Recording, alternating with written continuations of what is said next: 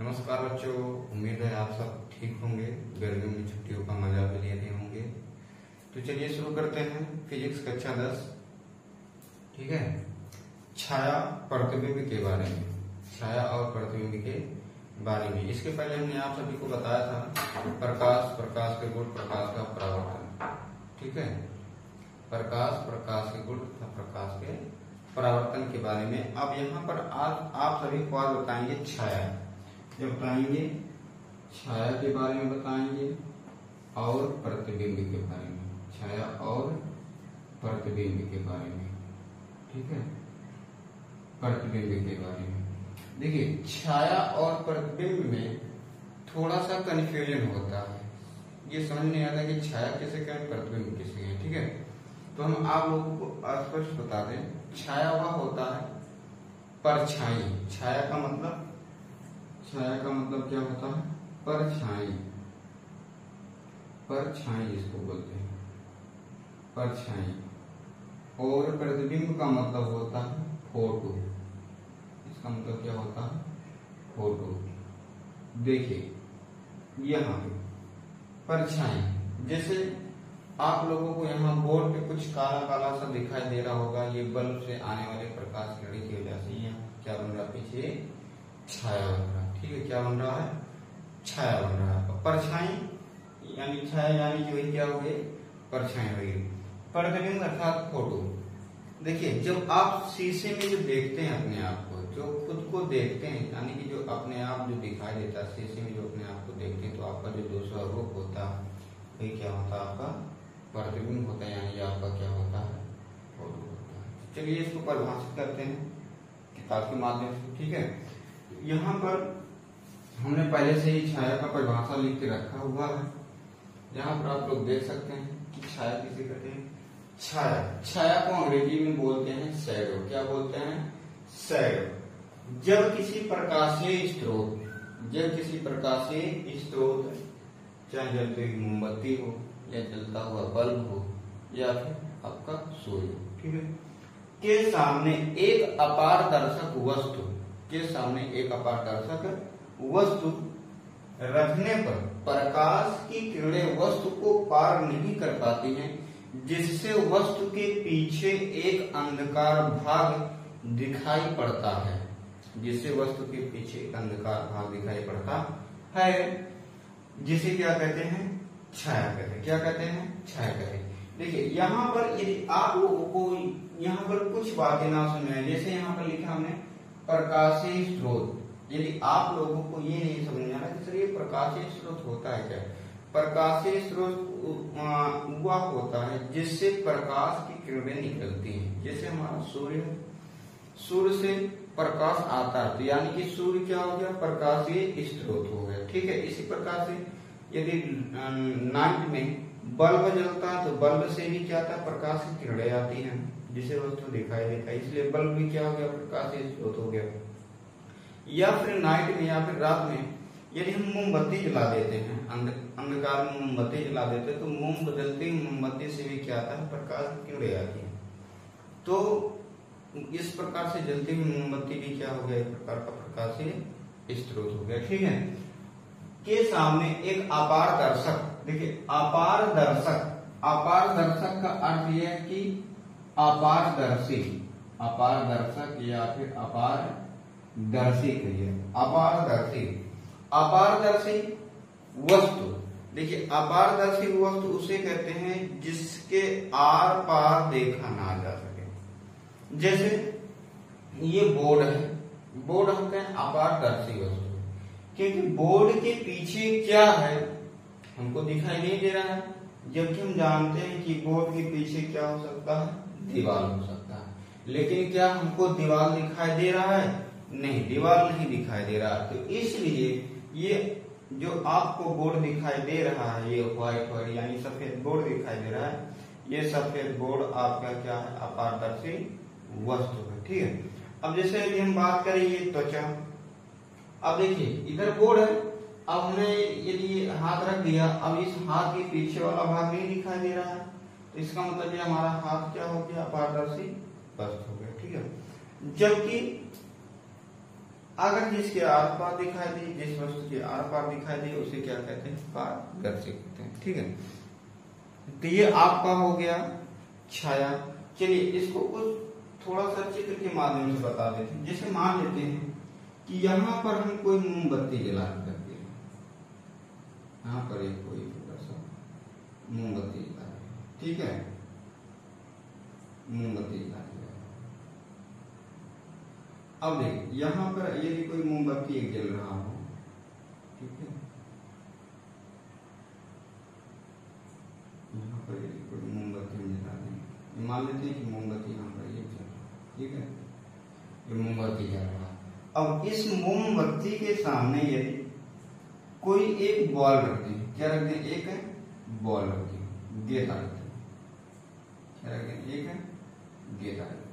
तो देखिए अब यहां से निकलने वाले प्रकाश किरणें, यहां से निकलने वाले प्रकाश किरणें, ठीक है, प्रकाश किरणें, अब ये तो जा रही है ऐसे, ये प्रकाश किरणें तो ऐसे सभी दिशाओं में निकलेंगी, ठीक है, इस प्रकार से। अब बात ये है कि अब देखिए यहाँ पे ये आ रहा है, ये बॉल से टकरा रहा है, ये टकरा रहा है कि नहीं टकरा रहा, लेकिन यदि ये बॉल इस तरीके से है, इस तरीके से, तो अब क्या ये जो बॉल है, क्या ये प्रकाश किरणें बॉल के इस तरफ पड़ रही हैं? नहीं पड़ रही, केवल आगे की तरफ पड़ रही हैं और ये पीछे की तरफ नहीं पड़ रही है। तो अब ये क्या करेगा, ये जब किरणें यहाँ पर पड़ेंगी तो ये बॉल का क्या बनेगा? शैडो बनेगा, इस प्रकार से क्या बनेगा? ये शैडो बनता हुआ दिखाई देगा, ठीक, क्या बनता हुआ दिखाई देगा? शैडो, यानी कि परछाई बनता हुआ दिखाई देगा, ये इस प्रकार से काला काला, ऐसे काला, ठीक है, काला। यदि हम मोमबत्ती को करीब लाएंगे तो इसका प्रतिबिंब यानी प्रतिबिंब सॉरी इसका छाया बड़ा बनता जाएगा, यदि हम मोमबत्ती को दूर लेकर जाएंगे तो इसका छाया क्या होता जाएगा? छोटा बनता जाएगा। इसी प्रकार से बनता है। आप लोग ये प्रैक्टिस करके देख भी सकते हो, क्योंकि जब हम प्रकाश के सामने जाते हैं, जितना ही करीब जाएंगे उतना ही हमारी छाया बड़ी होती जाती है। अब इसके बाद आती है बात प्रतिबिंब की, ठीक है, किसकी बात आती है? प्रतिबिंब की बात आती है। ये तो आपका हो गया छाया। अब इसके बाद आ रहा है प्रतिबिंब, प्रतिबिंब, प्रतिबिंब। तो प्रतिबिंब को अंग्रेजी में क्या कहते हैं? इमेज। क्या कहते हैं? इमेज। अंग्रेजी में इसको क्या बोलते हैं? इमेज, IMAG, इमेज बोला जाता है, ठीक है। अब देखिए प्रतिबिंब वही है जो आप लोग दर्पण यानी कि शीशा में जो खुद को देखते हैं, वही क्या होता है? आपका प्रतिबिंब होता है। दर्पण के सामने वस्तु को रखने पर, दर्पण में वस्तु की आकृति दिखाई देती है। दर्पण के सामने रखने पर वस्तु, या फिर ऐसे कहें कि दर्पण के सामने रखी, ठीक है, जब दर्पण के सामने किसी वस्तु को रखते हैं तो दर्पण में वस्तु की आकृति दिखाई देती है। इसी आकृति को क्या कहते हैं? प्रतिबिंब कहते हैं। क्या कहते हैं? प्रतिबिंब कहते हैं। दर्पण के सामने किसी वस्तु को रखने पर, तो इसकी परिभाषा क्या है? इसकी परिभाषा ये है कि दर्पण के सामने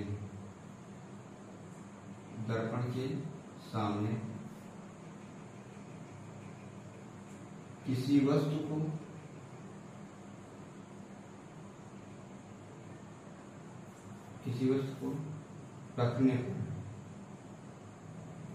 को रखने पर, ठीक है, दर्पण में वस्तु की आकृति,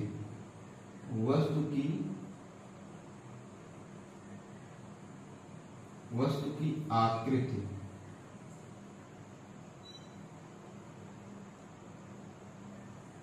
दिखाई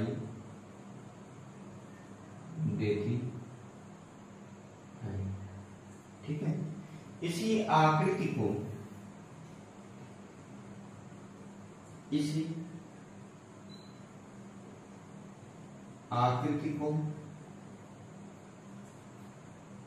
प्रतिबिंब कहते हैं। क्या कहते हैं? प्रतिबिंब। इसी आकृति को प्रतिबिंब अर्थात इमेज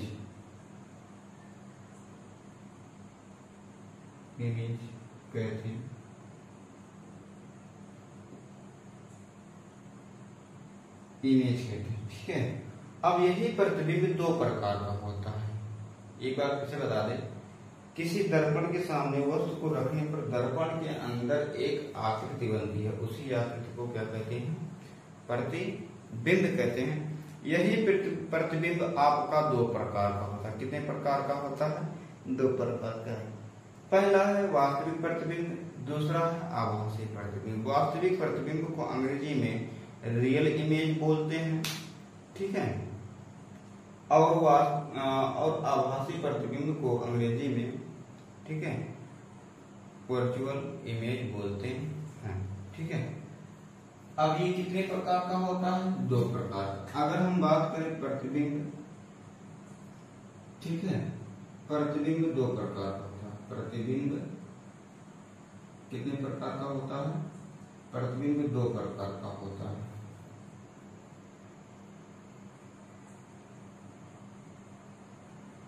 दो प्रकार का होता है।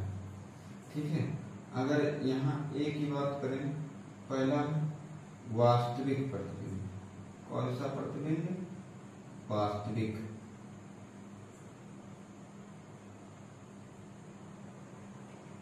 प्रतिबिंब।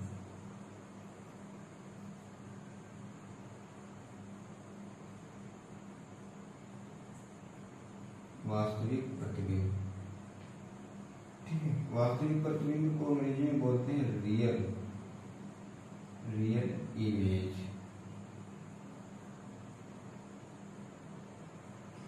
ठीक है, अब दूसरा थर्ड वाले की बात करें, ये होता है आभासी प्रतिबिंब।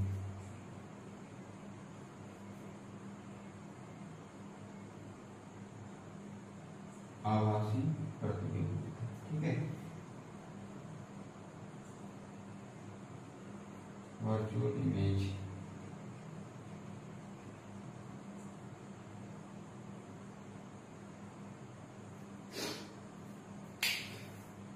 ठीक है, आज सुनिए बच्चों, प्रतिबिंब कितने प्रकार के होते हैं? दो प्रकार के। तो एक होता है आपका रियल यानी कि वास्तविक प्रतिबिंब, और एक होता है आभासी प्रतिबिंब। आभासी प्रतिबिंब, रियल प्रतिबिंब जो वास्तव रूप में दिखाई पड़ता है, और आभासी प्रतिबिंब जो प्रतीत केवल होता है। ठीक है, और इस वास्तविक प्रतिबिंब को लाइनिंग के माध्यम से ग्राफ में हम प्रदर्शित करते हैं, लाइन पार के, और आभासी प्रतिबिंब को बिंदी के रूप में, डॉट के रूप में क्या करते हैं? प्रदर्शित करते हैं। ठीक है, गर्मी बहुत तेज है, गर्मी से शर्ट पूरा भीग गया। बच्चों कृपया वीडियो को पूरा देखें, और हम ये आप सभी को विश्वास दिलाते हैं कि आपको हमारे द्वारा पढ़ाए गए किसी भी प्रकार के कॉन्सेप्ट में, ठीक है, या किसी भी चैप्टर से संबंधित जो भी हम पढ़ाएंगे, आप लोगों को कोई भी दिक्कत नहीं होगी। अगर कहीं दिक्कत होती है तो आप लोग कमेंट बॉक्स में जरूर बताइएगा, जिससे हम उसको दोबारा से समझाने का प्रयास करें। ठीक है, तो अब देखिए यहाँ पे आप लोगों को प्राप्त हो गया कि प्रतिबिंब कितने प्रकार का? दो प्रकार का प्रतिबिंब हो गया। ठीक है, अब यही पर अब इसके बारे में पढ़ेंगे, प्रतिबिंब के बारे में, क्योंकि कक्षा 10 का भौतिक विज्ञान अध्याय 1 में, ठीक है, प्रतिबिंब के बारे में ही पढ़ना होता है। ठीक है, प्रतिबिंब कैसा बनेगा? आभासी बनेगा कि वास्तविक बनेगा, कि उल्टा बनेगा, सीधा बनेगा, वस्तु के आकार का बनेगा, वस्तु से छोटा बनेगा, दूर वस्तु से बड़ा बनेगा। बहुत सारे कंफ्यूजन आते हैं, सब कंफ्यूजन से दूर कर देंगे। बस आप लोग निरंतर बने रहिए, ठीक है बच्चों। तो चलिए देखते हैं आगे। आप लोगों का गर्मी बहुत ज्यादा है, व्याकुलता महसूस हो रही है, लेकिन आप लोग व्याकुलता ना महसूस कीजिएगा, ठीक है। अब इसको इरेज करते हैं, ठीक है। आप लोग इसका स्क्रीनशॉट निकाल सकते हैं। तो चलिए स्क्रीनशॉट हो गया, चलिए ठीक है।